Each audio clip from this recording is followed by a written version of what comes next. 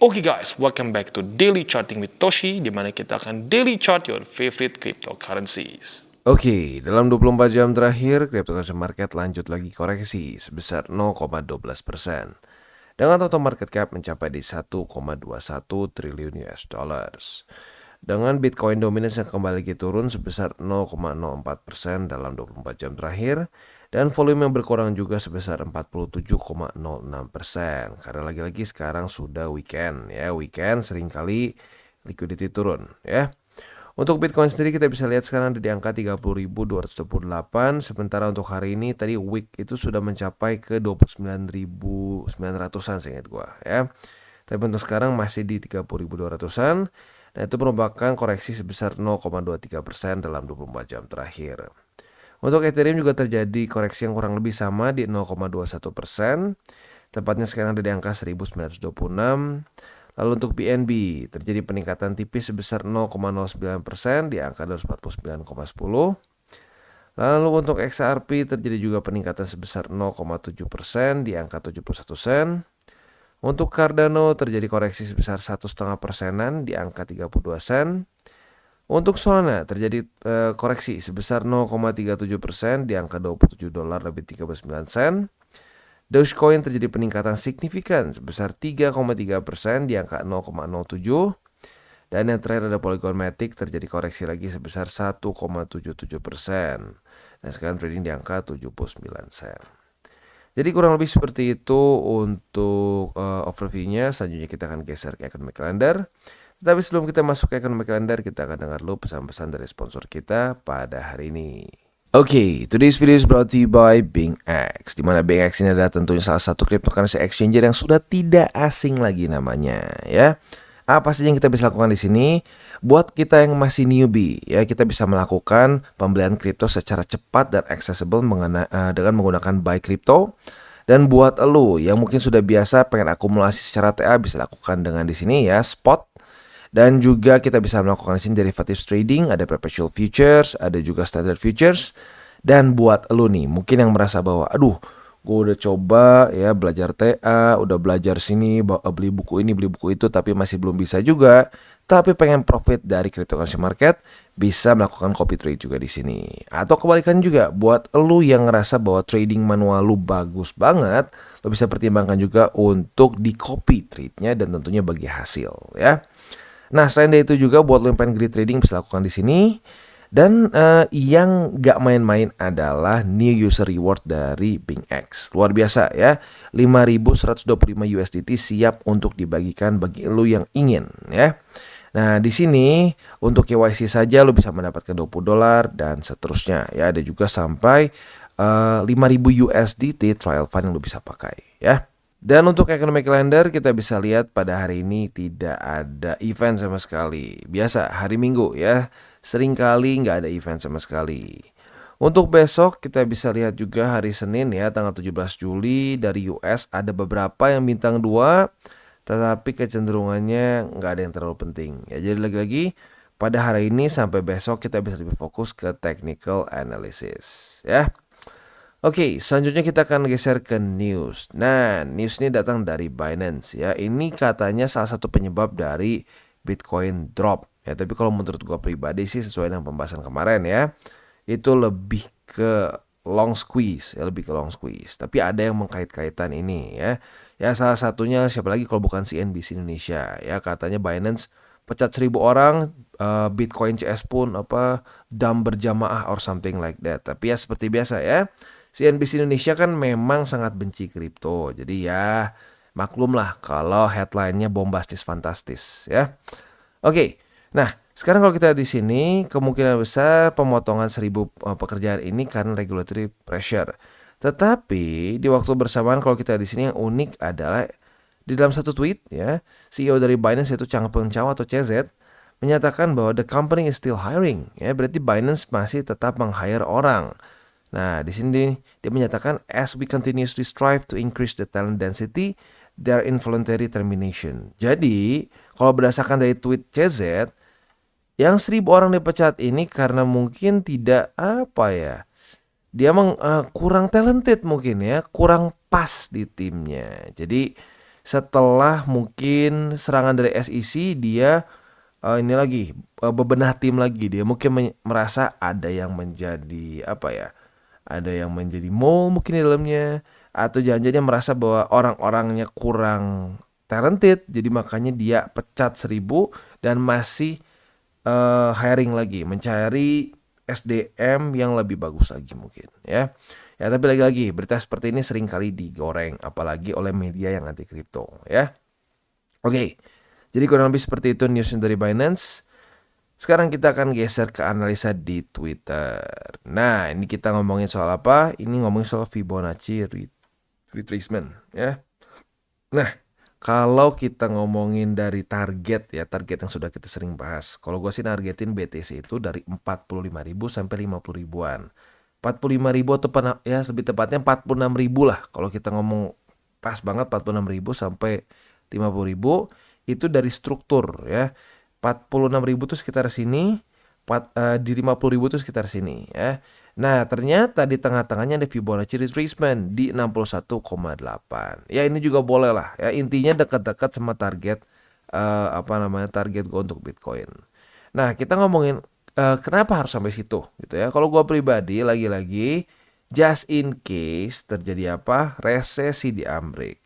Kalau kita di sini 61,8 ke retrace ya oleh Bitcoin, kena resesi di sini, ceprot ya, kena resesi, halving, lanjut lagi ke atas.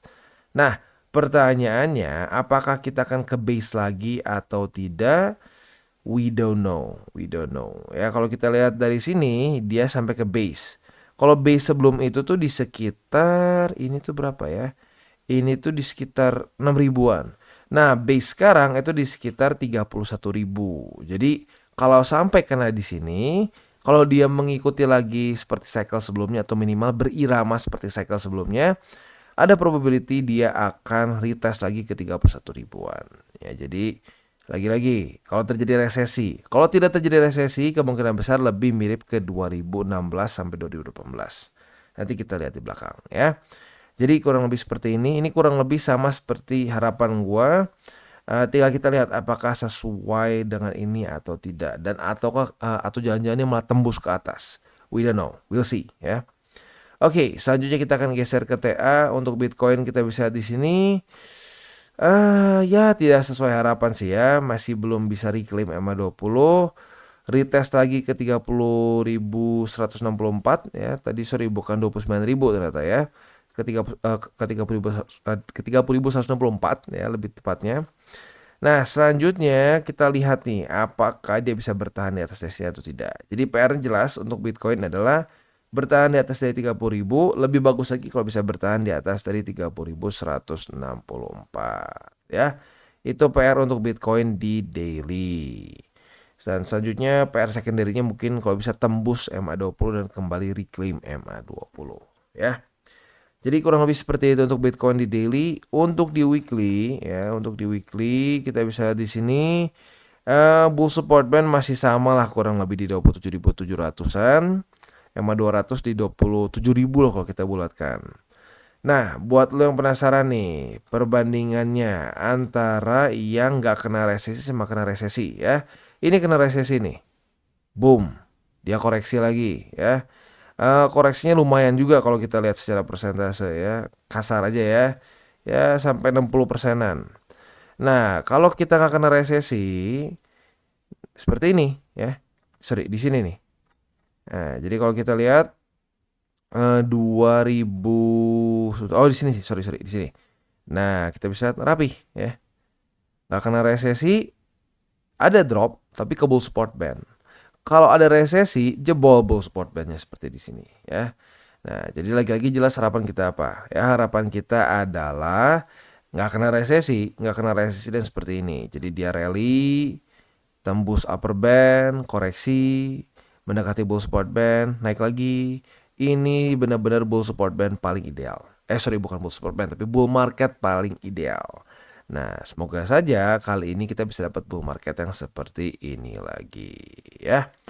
Oke, jadi kurang lebih seperti itu untuk Bitcoin. Selanjutnya kita akan geser ke indeks dolar. Dan untuk indeks dolar kita bisa lihat masih close ya market. Gue berharap sih sebenarnya gini, realistiknya ini akan retest ke 100,99 karena sudah dalam keadaan oversold di sini ya. Jadi kemungkinan besar dia akan ke atas, mulai retest lagi ke sini. Nah, harapan gua apa? Harapan gua adalah dia ke reject di sini beberapa kali sehingga dia mulai membuat lower low lagi ya. Karena lagi-lagi indeks dolar yang melemah adalah pertanda yang sangat kuat untuk risk on aset meningkat. Bukan cuma Bitcoin atau kripto, tapi risk on aset ya. Oke, jadi kurang lebih seperti itu overallnya untuk hari ini. Selanjutnya kita akan geser ke buy limit. Tetapi sebelum kita masuk ke buy limit, gua akan disclaimer dulu bahwa semua konten dari Toshi Crypto Indonesia ini bukanlah financial advice. Ini semua bentuknya adalah edukasi ya. Lalu bagaimana cara untuk mendukung TCI? Ada banyak caranya.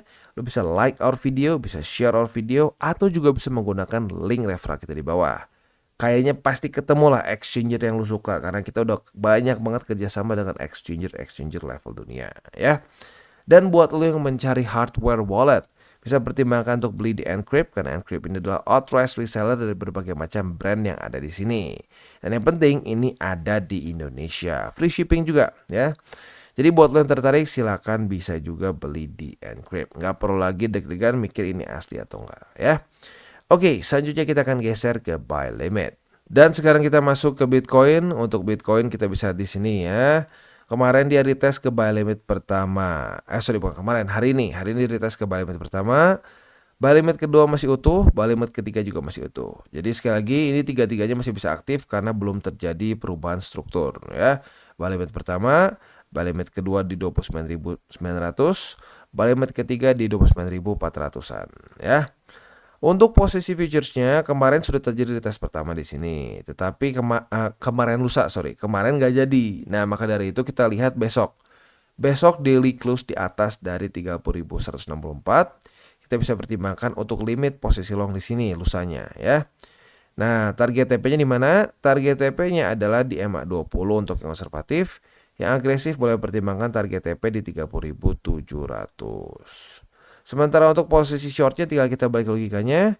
Retest 1, retest 2 di MA20 sebagai resisten. Kita bisa buka posisi short dengan target TP kita di 30.164. Dan sekarang kita masuk ke Ethereum. Untuk Ethereum kita bisa di sini ya, secara spot buy limit pertama tembus.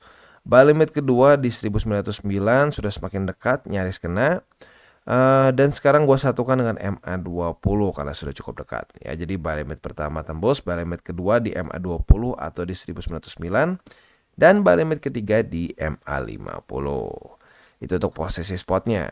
Untuk posisi futuresnya kita bisa lihat kemarin sudah terjadi retest pertama di 1943 sebagai suatu resisten ya. Maka dari itu apabila pada hari ini terjadi lagi konfirmasi atau lebih tepatnya terjadi lagi retest kedua, kita bisa buka posisi short dengan target TP kita di 1909,55. Sementara untuk posisi longnya tinggal kita balik logikanya. Retest 1, retest 2 di 1909 sebagai suatu support. Kita bisa buka posisi long dengan target TP di 1943,77. Dan sekarang kita masuk ke Cardano. Untuk Cardano kita bisa di sini buat lo yang buka posisi long dengan target TP konservatif, congratulations sudah kena target TP ya. Buat yang agresif tergantung nih ya, agresifnya pol nggak? Kalau agresif pol ya nggak kena karena ya masih ada sedikit di sini ya. Tapi buat yang konservatif congratulations sudah kena.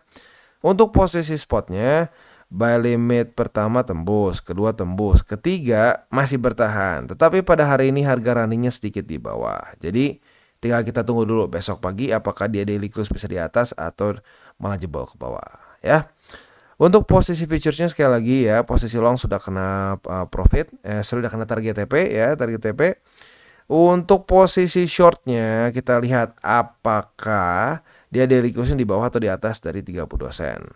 Kalau dia di bawah dari 32 sen, kita bisa pertimbangkan seperti ini.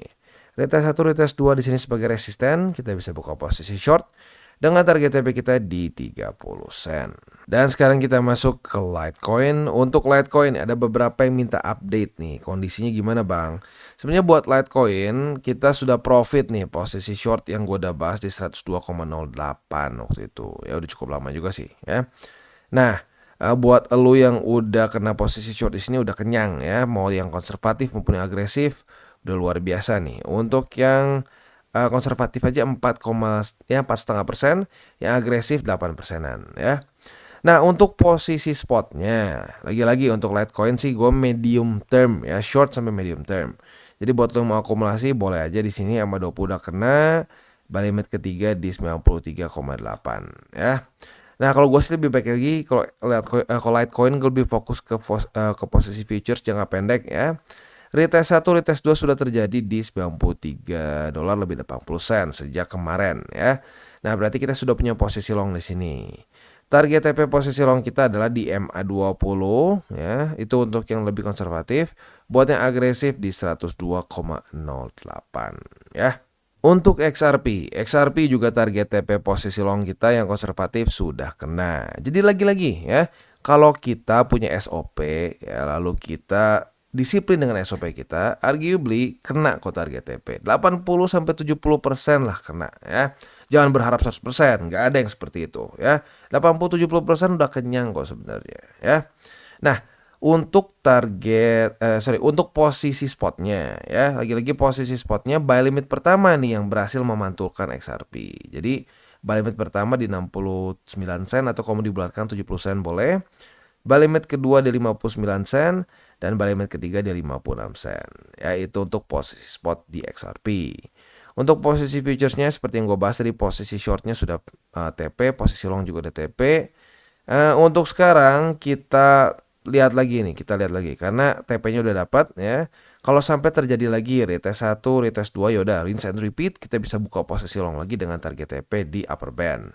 Tapi kalau ternyata jebol, nah kita bisa jadikan 70 sen sebagai suatu resisten ya. Retest 1, retest 2 di sini sebagai resisten, kita bisa buka posisi short dengan target TP kita di 59 sen ya.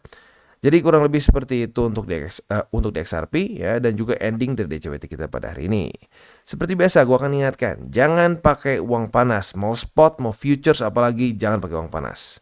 Yang kedua adalah jangan over leverage ya, udah trading futures nih ya, nafsu over leverage, ujung-ujungnya profitnya semua kandas dengan satu posisi, sering terjadi ya.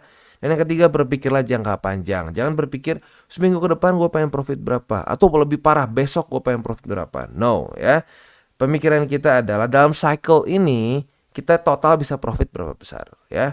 Lu mau uang jajan mulai dari futures, tapi ujung-ujungnya yang akan mengubah portofolio lu, akan mengubah net worth lu in a big way, itu adalah posisi spot jangka panjang ya. Oke guys, jadi itu adalah akhir dari segmen DCWT kita pada hari ini. Dan jangan lupa bagi kalian yang merasakan manfaat dari segmen ini, jangan lupa untuk share ke teman-teman kalian. Dan apabila lu pengen mensupport channel kita, ya TCI, jangan lupa untuk menggunakan link referral kita di bawah. Nggak wajib ya, tetapi apabila lu menggunakan link referral kita di bawah, ada macam-macam ya, dari Bybit, Huobi, Maxi, toko kripto, dan banyak lagi ya. Ya, walaupun nggak wajib, tapi kalau menggunakan link referral kita, lu secara langsung membantu perkembangan dari TCI. Dan satu lagi, jangan lupa juga untuk join Telegram group kita, di mana kita bisa ngobrol-ngobrol santai mengenai dunia cryptocurrency secara dua arah. So, jangan lupa untuk like, subscribe, klik the bell icon, and see you on the next video.